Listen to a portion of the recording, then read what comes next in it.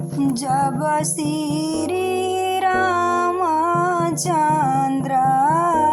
चललन विवाह करे, अम्मा चौखटिया धैले खड़ा जी।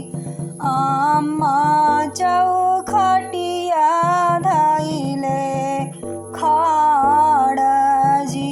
आजन बाजे माई है, बाजन बाजे जी। अम्मा के मन उदास जी। अम्मा के मन उदास जी।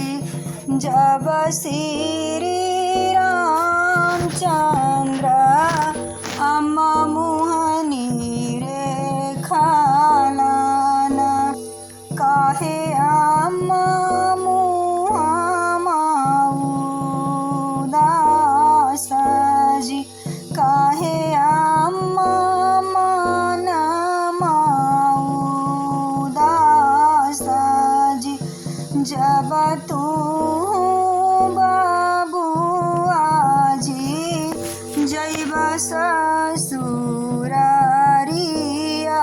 जी, कैसे रहब दिन रात जी।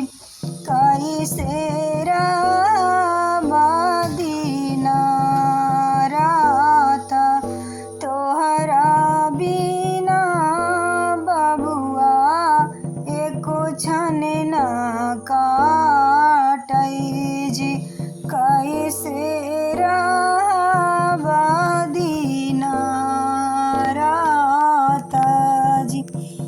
इतना बचनिया सुनी राम जी मुस्काइलन, सुनु अम्मा बचन हमार जी। कहबत अम्मा जी न जाइब ससुरारिया जी, नहीं करबे हमहु विवाह जी। नहीं करबे हमहु विवाह जी। नहीं हम लइबो अम्मा अपन दुलहिनिया जी। तोरो संग रहब दिन रात जी। तोरो संग रहब दिन रात जी। अचरा के छाऊं तर दिनमा बिताइबो जी। ले लेबो हम सने आशा जी। ले लेबो हम सने आशा जी। इतना बचनिया सुनी अम्मा नैन ढारे जी। नहीं बबुआ बोला ऐसन बात जी। नहीं बबुआ बोला ऐसन बात जी। हंसी खुशी बबुआ जी जइहा ससुरारिया जी। दुलहिन ले आइहा संग साथ जी। दुलहिन ले आइहा संग साथ जी। जोड़िया बनला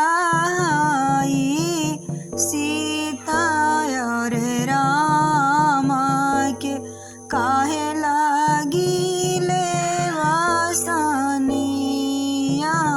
साजी हमारो आशीष बाबू बढ़े तो हरे कुलावा और बढ़े कुला खाने दाना जी जुगे जुगाया मरे रहे सीताराम जोड़िया जी सब कोई बोले जय जयकार जुगे जुगाया मरे रहे सीताराम जोड़िया सब कोई बोले जय जयकार।